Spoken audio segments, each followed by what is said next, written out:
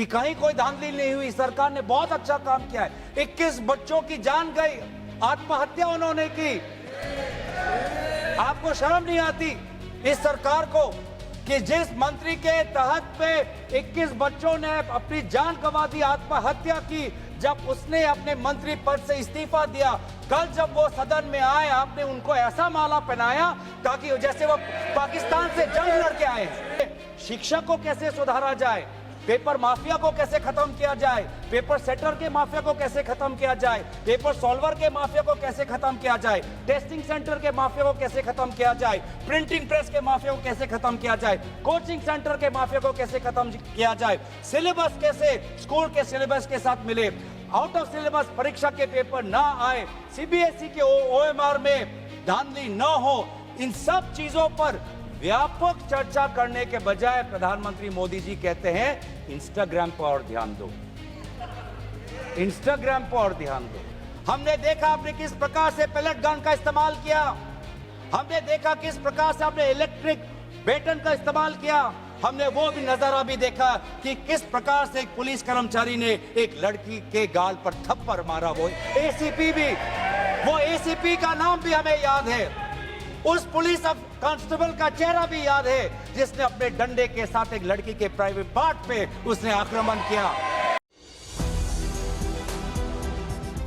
श्री गौरव गोगोई।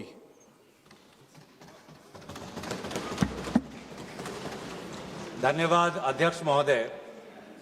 इस बिल पर प्रारंभ करने से पहले मैं आपका ध्यान असम में हुए बाढ़ और वहां पर लगभग 70 व्यक्तियों की मौत की तरफ आकर्षित करता हूं और इस सदन से बड़ी पीड़ा मन से, बड़े दुखी मन से केंद्र सरकार से असम के लोगों के लिए एक विशेष पैकेज की मैं गुजारिश करता हूं। सर, मैं शुरुआत करता हूं इस बिल से, और अभी हमने आदरणीय मंत्री जी के वक्तव्य सुना और उनके बात और इस संशोधन वाले बिल का विवरण पढ़ के साफ साफ पता चल जाता है कि ये सरकार शिक्षा विभाग को लेकर गंभीर नहीं है, सुधार नहीं लाना चाहती।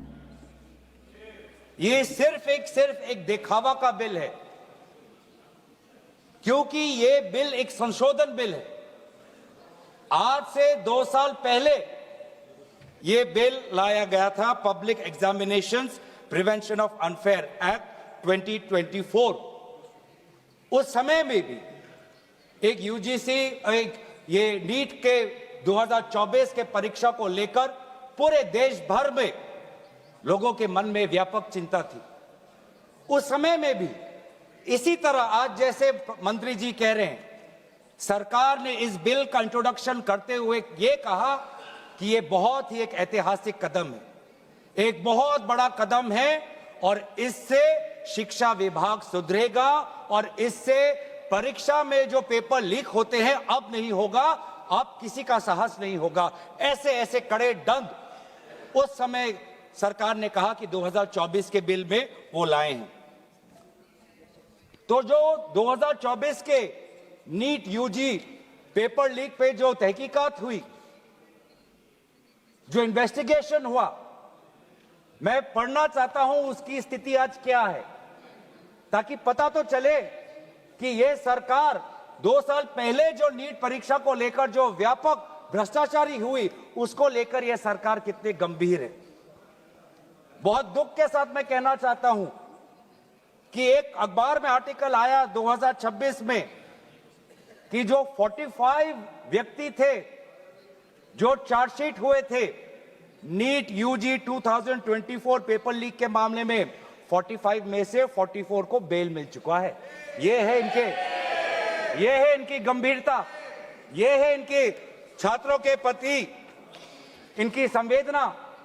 जो मूल व्यक्ति है जिसको मास्टरमाइंड कहा जाता है, संजीव मुखिया, 11 महीने तक वो फरार था, 11 महीने तक सरकार उसको पकड़ नहीं पाई। अप्रैल 2025 में वो फाइनली उसका गिरफ्तार हुआ और फिर उस मामले में उसको बेल मिल गया। मई 6, 2025 एक दूसरे व्यक्ति रंजीत कुमार बरुआ जो करियर एकेडमी एजुकेशन ट्रस्ट के चेयरमैन है, वो बेल। एक अमित कुमार सिंह जो पेपर सॉल्वर के गैंग में था, उसको मई 7, 2025 को उसको बेल। एक पंकज कुमार जो कैंडिडेट्स को वो सारे कागज लीक करता था मोबाइल फोन के द्वारा, मई 15, 2025 उसको बेल। राकेश जिसका ये आरोप था कि उसने प्रश्न कागज को उसकी चोरी की, उसको बेल। तो ऐसे एक लंबा ब्यौरा है, चाहे वो अमित प्रसाद महाराणा का हो या धीरेन्द्र कुमार पांडा का हो। तो ये कानून उस समय भी विफल था और ये कानून जिस मंशा से आज ला रही है, आज भी ये विफल होगा। ये कानून आपकी विफलता का स्मारक है, क्योंकि ऐसे कानून 2024 के में लाने के पश्चात भी 2026 में तो लीक हुआ ना सर। अगर कानून इतना ही सशक्त था तो आज 2 साल बाद ही इतना बड़ा व्यापक लीक कैसे हुआ? और अफसोस की बात है सर, उस समय में भी शिक्षा मंत्री धर्मेंद्र प्रधान थे।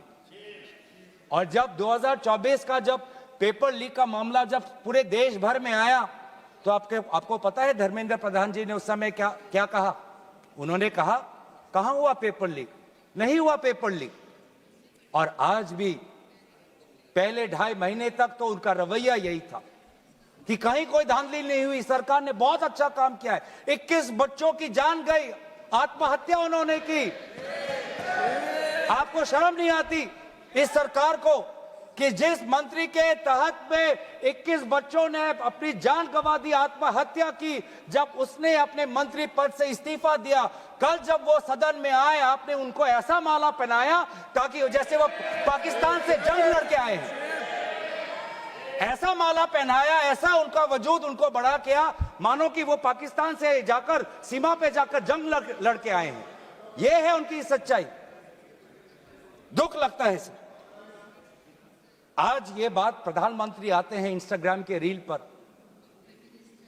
वो अलग बात है कि जो पहली कैबिनेट बैठक हुई, उस कैबिनेट बैठक में शिक्षा को कैसे सुधारा जाए, पेपर माफिया को कैसे खत्म किया जाए, पेपर सेटर के माफिया को कैसे खत्म किया जाए, पेपर सॉल्वर के माफिया को कैसे खत्म किया जाए, टेस्टिंग सेंटर के माफिया को कैसे खत्म किया जाए, प्रिंटिंग प्रेस के माफिया को कैसे खत्म किया जाए, कोचिंग सेंटर के माफिया को कैसे खत्म किया जाए, सिलेबस कैसे स्कूल के सिलेबस के साथ मिले, आउट ऑफ सिलेबस परीक्षा के पेपर ना आए, सीबीएसई के ओएमआर में धांधली न हो, इन सब चीजों पर व्यापक चर्चा करने के बजाय प्रधानमंत्री मोदी जी कहते हैं इंस्टाग्राम पर और ध्यान दो, इंस्टाग्राम पर और ध्यान दो। और प्रधानमंत्री जब आते हैं हाई पावर कमेटी की बात करते हैं, तो 2 साल पहले जो के राधाकृष्ण की जो हाई कमेटी थी, उसका क्या हुआ? 2 साल हाई कमेटी आपने गठन की, प्रधानमंत्री केंद्र सरकार के निरीक्षण में एक हाई कमेटी बनी, के राधाकृष्ण फॉर्मर इसरो के चेयरमैन। अगर वास्तविक में उन्होंने इतना बढ़िया काम किया तो 2 साल पश्चात ही आज क्यों दोबारा ऐसा पेपर लीक हुआ? सरकार ये दिखाना चाहती है कि ये बहुत गंभीर है। पिछले कुछ दिनों में पता चला कि एनटीए के लगभग 47 लोगों को बदला गया। सर, मैं इस सरकार से मैं ब्यौरा चाहूंगा कि वे जो 47 लोग हैं जिनको आपने ट्रांसफर किया या सस्पेंड किया, कौन है वो? क्योंकि एनटीए की जो एक्चुअल सैंक्शन कैपेसिटी है, एनटीए की जो सैंक्शन कैपेसिटी है वो 34 की है, 34 की सैंक्शन कैपेसिटी है। ये 47 कौन है? कौन है ये 47? 34 में से तो शायद 10-11 वैकेंसियां हैं, 24 ही है जहां पर लोग बैठे हुए हैं। तो ये जो 47 जो सैंक्शन, ये कौन है? जो आउटसोर्स करके अपने लोगों को लाया एनटीए में, वो लोग हैं क्या? उसका ब्यौरा मिलना चाहिए।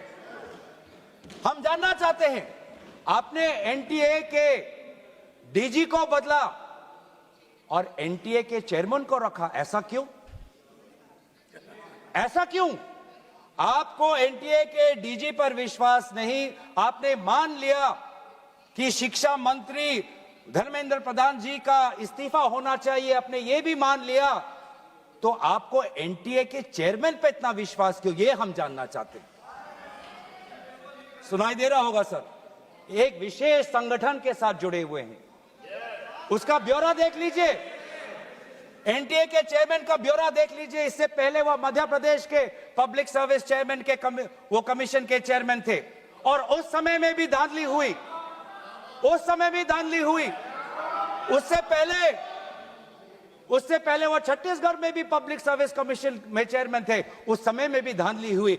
ऐसे इतने धांधली से जुड़े हुए व्यक्ति को आज भी इतने पेपर लीक होने के पश्चात भी आपकी सरकार बचा रही है, आपकी सरकार बचा रही है। जिस एनटीए के द्वारा 21 बच्चों ने आत्महत्या की, आज भी वो चेयरमैन बचा हुआ है। क्यों? क्योंकि वो एक विशेष संघ के साथ जुड़ा हुआ है।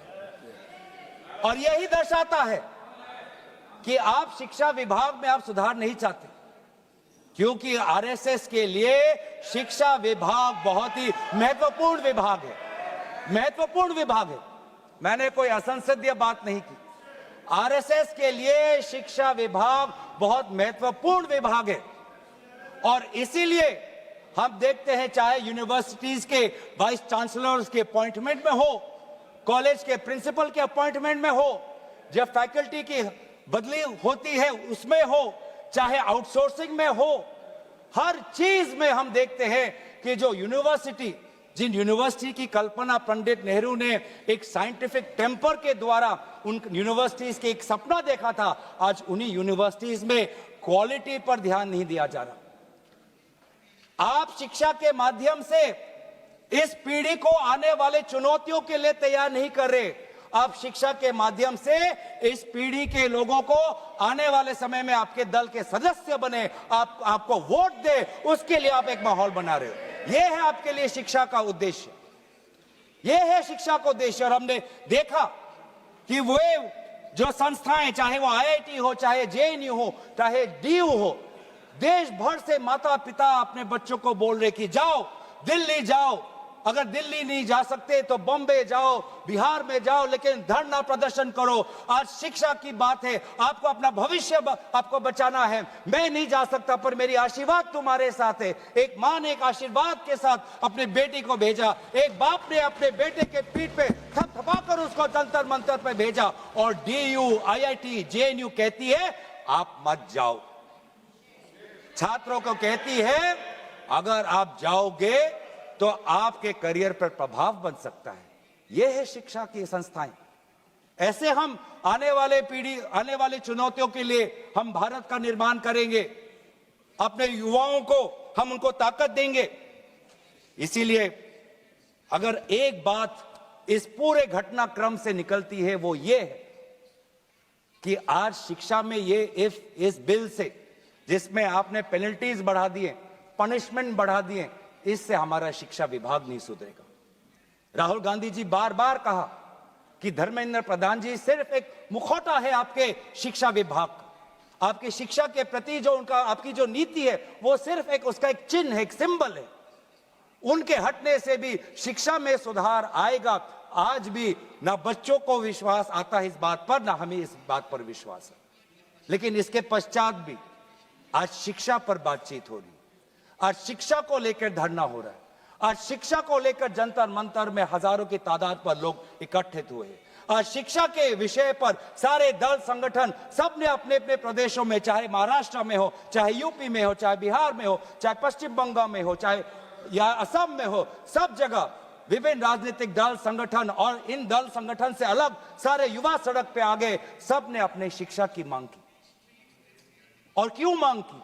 उनके दुख को पहले हमें समझना चाहिए, उनके पीड़ा को हमको समझना चाहिए, वो उनके अंदर जो नाराजगी है उस बात को हमें समझना चाहिए। नहीं तो किसी का इतना साहस नहीं कि सड़क पे आके गर्मी बारिश, सड़क पे सोना, पुलिस की लाठी खाना, दिन दिन भूख हड़ताल पे रहना, सबकी इतनी साहस नहीं है। ये साहस कहां से आता है? ये साहस आता है उस दर्द से, जिस दर्द में अपने भविष्य को लेकर वो विवश हैं, जिस दर्द में अपने देश के भविष्य को लेकर वो विवश है। जिस दर्द को वो आज के समाज में उसको व्यक्त भी नहीं कर सकते, सरकार से सवाल भी नहीं पूछ सकते। और बहुत ही बढ़िया एक व्यक्ति ने इस पूरे जो दर्द है, इस दर्द के बारे में बात करते हुए गोपाल दास नीरज के गीत की बात करता है। वो व्यक्ति जिस व्यक्ति से राहुल गांधी जी मिलने गए, उसने कहा, उसने हमें याद दिलाया कि नीरज की वो पंक्तियां, स्वप्न झरे फूल से, मीत चुबे शूल से, लुट गए सिंगार सभी, भाग गए बबूल से, और हम खड़े खड़े बहार देखते रहे, कारवां गुजर गया गुबार देखते रहे। ये बच्चों की वो दुख है। क्या करें, हमारे पास पैसे नहीं है इतने कि हम पेपर खरीद पाएं। 30-30 लाख का पेपर हमें खरीदने के पास, हमारे पिताओं के पास इतने सामर्थ्य नहीं है। वो दुख है, वो नाराज है, और इसीलिए जब वो दुख से वो लड़ नहीं पाते तो आत्महत्या पर आ पड़ते। और एनसीआरबी में सर, आज देश की ये व्यवस्था, देश की असली ये है कि आज एनसीआरबी में, नेशनल क्राइम रिकॉर्ड्स ब्यूरो में, ये भी एक कारण है कि आत्महत्या हुई क्योंकि वो बच्चा एग्जाम में फेल हुआ। ऐसा भी एक कारण आ गया है। बच्चों की आत्महत्या, छात्रों की आत्महत्या लगभग 1 लाख से ऊपर बढ़ चुकी है। 1 लाख से ऊपर, जिसमें से 2000 ने तो साफ साफ कहा है, 2400 ने साफ साफ कहा है कि मैं फेल हो गया और इसीलिए मैं सुसाइड ले रहा हूं। बहुत लोग, बच्चों ने पारिवारिक कारण से, फैमिली रीजन से वो आत्महत्या उन्होंने की। लेकिन इसके पश्चात भी वे युवा आए, वो चाहे गुजरात से हो, वो चाहे महाराष्ट्र से हो, चाहे विदेश से हो, चाहे दक्षिण भारत से हो, महाराष्ट्र से, वो सब आए। और जब वो आए और दिल्ली की गर्मी, दिल्ली के बारिश से जब वो जो उन्होंने उसमें जो दर्द है, उसमें जो संघर्ष है, उस संघर्ष को याद करते, उस संघर्ष को झेलने में उन्होंने याद किया सावित्री बाई फुले को। वे लड़कियां जो आई थी, ऐसे बहुत लड़कियां थी जिन्होंने रील पे कहा कि मैं अपने माता पिता को बिना बोले में जा रही हूं क्योंकि मुझे लड़ना है। ऐसे भी लड़कियां थी जिन्होंने कहा कि मैं छात्र नहीं हूं, मैं काम करती हूं, लेकिन मैंने भी कुछ साल पहले नीट का परीक्षा दिया था, मैं पहले अटेम्प्ट में मेरा पेपर लीक हो गया, कितना मानसिक मेरे पे दबाव बना मैं खुद समझ सकती हूं। आज अगले पीढ़ी के साथ, जिस समय मैं खड़ी नहीं हो पाई, मैं बाहर नहीं आ पाई, लेकिन आज अगले पीढ़ी के साथ मैं खड़ा होना चाहती हूं, मैं जाऊंगी आज। ये सब वहां पे आए क्यों? क्योंकि उन्होंने इतिहास को याद किया कि जिस प्रकार से सावित्री बाई फुले हो या फातिमा शेख हो, जिस प्रकार से समाज ने उन पर उत्पीड़न किया, लेकिन वो कभी भी अपने बाग से हटे नहीं। युवा लोग आए, एक लड़का था हरे शर्ट में, वो पुलिस को बोल रहा कि आ मार, मुझे मारो, मारो सर मारो। उसमें वो भगत सिंह का जज्बा हमें दिखाई दिया हमेशा, और उसने हाथ नहीं उठाया, उसने खाली बोला कि मारो, क्योंकि ये थी लोगों की और युवाओं की ताकत कि अब वो डर उनसे चला गया, डर खत्म हो गया, डर गायब हो गया। लाठी है, दर्द होगा, रात को सोने में मुश्किल होगी, लेकिन सब लोग कह रहे थे कि कुछ नहीं होता, अगर शिक्षा के लिए, अपने भविष्य के लिए अगर मुझे 2-3 लाठी भी खानी पड़ेगी तो मैं लाठी खाने जाऊंगा। ऐसे भी लोग थे जो 20 जुलाई के रात को आए। वो 20 जुलाई के सुबह नहीं थे, 7 बजे नहीं थे, 4 बजे दोपहर को नहीं थे, वो रात को 10 बजे आए। क्यों? कि उनको दुख हुआ। उन्होंने रील में देखा कि किस प्रकार से पुलिस वालों ने बच्चों पर हाथ उठाया और उन्होंने बोला कि चलो मैं भी एक लाठी खाने जाऊंगा। ये है हमारा युवा शक्ति। मैं इस सदन से भारत के युवा समाज को मैं नमन करता हूं, आभार प्रकट करता हूं, शुभकामनाएं मैं देता हूं, धन्यवाद देना चाहता हूं कि आपने हमें दोबारा याद दिलाया कि लोकतंत्र का मतलब क्या है। आपने दोबारा हमें याद दिलाया कि सवाल पूछना आप सबका, हमारा सबका मौलिक अधिकार है। हमने वो भी देखा उस मध्य प्रदेश से आए हुए आदमी को जिसके सर पर खून निकल रहा था। क्यों? क्योंकि कांटों से भरा हुआ एक डंडा उसके सर पर पड़ा और उसने तब भी वो पीछे नहीं हटा। खून से लथपथ उसका चेहरा, उस समय भी पुलिस को ललकार रहा था कि देखो ये लोकतंत्र है, लोकतंत्र में जनता जनार्दन है, जनता प्रजा, प्रजा राजा राजा होता है। ये है वहां की उस ताकत। अच्छा, बहुत लोग कहते हैं कि बहुत से गलत शब्द भी उस सभा में जंतर मंतर में किए गए। मैं उन गलत शब्दों का जो मर्यादा से बहुत दूर है, अमर्यादित है, उन शब्दों का समर्थन नहीं करता, लेकिन उन शब्दों के बारे में भी याद करना चाहिए जो बाकी बच्चों ने हमें याद दिलाया। किसी एक बच्चे ने याद दिलाया वसीम बरेली की कविता, जिसमें लिखा है, जो उसूलों पर आंच आए तो टकराना जरूरी है, जिंदा हो तो जिंदा नजर आना जरूरी है। ये हैं बच्चे, ये है वो बच्चे और जो अलग अलग प्रदेश से आए हैं। मैं धन्यवाद देना चाहता हूं कि इन्होंने अपनी इंसानियत दिखाई। हर वो बेटी जो वहां जाती थी वो कहती थी कि ये जंतर मंतर ये ऐसा एक जगह बन गया है जहां पर मैं अपने आप को सुरक्षित महसूस करती हूं। जब पुलिस की लाठी आती है तो कोई अनजाना व्यक्ति, कोई अनजाना उसके सामने आकर अपने शरीर से उस लड़की को बचाता है। डंडा उसके लड़के के शरीर पर पड़ता है, वो लड़का कहता है कि इस उंगली से मैंने पिछली बार कमल पर वोट डाला, आज इसी उंगली को कमल के पुलिस ने तोड़ डाला। ये है उनका साहस। आज समाज, मैं पूरे छात्र के साथ पूरे समाज को भी मैं धन्यवाद करना चाहता हूं। उस गुरुद्वारों को के संचालकों को मैं धन्यवाद करना चाहता हूं जिन्होंने अपना दरवाजा खोला, लोगों को वहां पे शरण दिया। ये है हमारी देश की खूबसूरती। मैं धन्यवाद देना चाहता हूं कि देश भर से लोगों ने फोन किया कि मैं वहां जा नहीं सकता, लेकिन स्विगी के द्वारा उन बच्चों को खाना तो पहुंचा सकता हूं। मैं धन्यवाद करना चाहता हूं उन वकीलों का, वो चाहे सुप्रीम कोर्ट के बाहर हो, चाहे वो जंतर मंतर पे आए हो, सबने बोला कि लोकतंत्र के साथ संविधान के पक्ष में आज हम सब यहां पे खड़े हैं। लेकिन जहां पर हमने हमारी खूबसूरती देखी, जहां पे हमने इंसानियत देखा, जहां पर हमने लोकतंत्र की ताकत देखी, वहीं पे हमने इस सरकार की क्रूरता भी देखी। हमने देखा आपने किस प्रकार से पैलेट गन का इस्तेमाल किया, हमने देखा किस प्रकार से आपने इलेक्ट्रिक बेटन का इस्तेमाल किया, हमने वो भी नजारा भी देखा कि किस प्रकार से एक पुलिस कर्मचारी ने एक लड़की के गाल पर थप्पड़ मारा। वो एसीपी का नाम भी हमें याद है, उस पुलिस कांस्टेबल का चेहरा भी याद है जिसने अपने डंडे के साथ एक लड़की के प्राइवेट पार्ट पे उसने आक्रमण किया। हमें याद है वो लड़कियां जिन्होंने उनके आंसू निकल रहे थे आंखों से और कह रहे थे कि पुलिस वाले उनको मां बहन की गाली दे रहे थे। हम भूलेंगे नहीं वो बच्चियों जिन्होंने कहा कि मेरे पीठ पे जो कपड़े थे उन कपड़ों को इस पुलिस ने फाड़ दिया। ये है असलियत, और इसीलिए बार बार हम मांग कर रहे हैं कि किसने आदेश दिया, वो आदेश कहां से आया कि पैलेट गन का इस्तेमाल हो, किसने आदेश दिया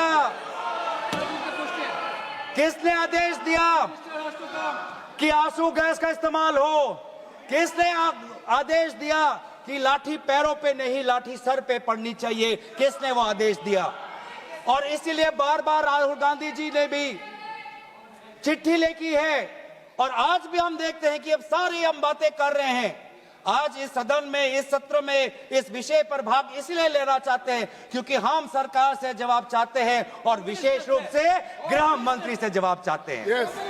गृह मंत्री से हम जवाब चाहते हैं। मेरा कहना है सर, गृह मंत्री से हम जवाब चाहते हैं। यहाँ पर बैठे हैं सर, आज ये बिल क्यों आया है? ये बिल क्यों आया है? ये बिल क्यों आया है समझना चाहिए। ये बिल इसलिए आया है कि गृह मंत्री के द्वारा भेजी हुई पुलिस लोगों के हौसले को कुचल नहीं पाई, इसीलिए ये बिल आया है। आपने उस धरना को खत्म नहीं कर पाया, इसलिए ये बिल आया है। हमने देखा ना सिर्फ दिल्ली में, बिहार में आपने AK-47 का इस्तेमाल किया। ये नौबत है। हमने इसीलिए मैं लोगों का धन्यवाद करना चाहूंगा, और धरना प्रदर्शनकारी के साथ है जिन्होंने कहा जिन्होंने एक और हमें बहुत ही खूबसूरत गीत याद दिलाया, दिनकर का।